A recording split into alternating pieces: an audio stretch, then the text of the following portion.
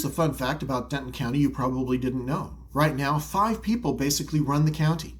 4 commissioners and 1 county judge. That's it. 5 people making decisions that affect nearly 1 million residents. Roads, development, taxes, emergency planning. 5. Which, statistically speaking, means your odds of influencing county government are roughly the same as being picked to join a garage band with Bruce Springsteen. Possible, technically, but don't clear your schedule just yet. Now, this week's local political headline is that David Wylie and Valerie Roehrs are headed to a runoff election in May for Denton County Commissioner in Precinct 4. Exciting, right? Except here's the twist. Less than 10,000 voters decided that result in a county of nearly 1 million people, which means the people deciding who might run your county would barely fill a high school football stadium, and honestly, the halftime marching band probably has a better turnout. That's not a fluke, that's the system. So let me get this straight.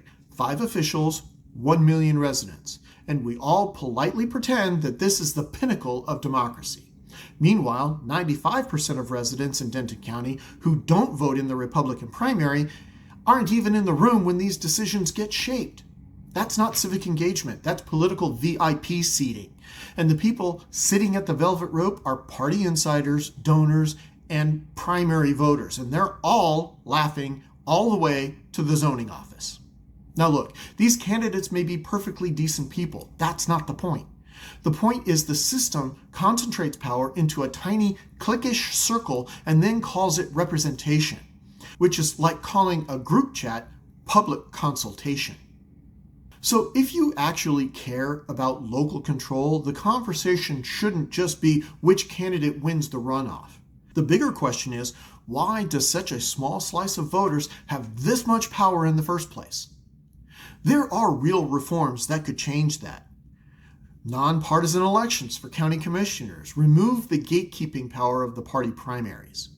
Citizen oversight boards. Empower residents to review and approve zoning and budget decisions. Ranked choice or broader voting reforms to make sure that low turnout elections don't monopolize control.